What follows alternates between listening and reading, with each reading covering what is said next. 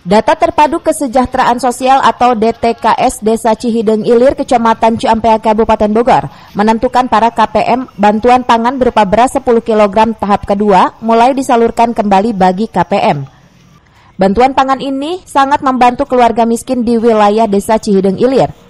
Pada Senin pagi, para KPM rela mengantre untuk mendapatkan beras 10 kg. Untuk tahap kedua ini, jumlah KPM sebanyak 638 dan berkurang 12 KPM dibandingkan tahun lalu. Pengurangan jumlah KPM setiap desa sesuai dengan DTKS yang diterima dari Dinsos. Pengurangan KPM tersebut terdeteksi dan tergolong sudah cukup untuk kehidupan sehari-hari. Bantuan pangan melalui Bulog ini Desa Cihideng Ilir mendapatkan 638 KPM di bulan Oktober ini. Berdasarkan informasi dari Pak Maman selaku Ketua PKH ya, bahwasanya program ini sampai bulan November.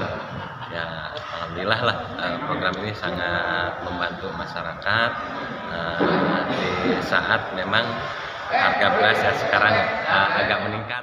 Kalau sebetulnya berkurangnya karena memang dari mungkin sudah tidak masuk di DTKS. Jadi ketika sudah masuk di DTKS berarti otomatis dia tidak menerima lagi bantuan PKH, BPNT maupun juga bahan pangan ini karena dianggap sudah mampu gitu secara otomatis.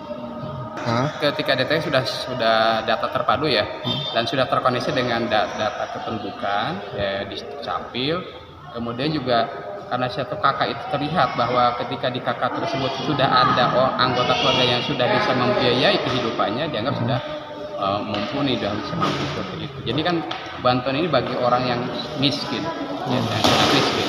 Ketika dia sudah cukup ya bergantilah kepada yang lain. Dari Ciampea, Kabupaten Bogor, Iman Abdurrahman melaporkan.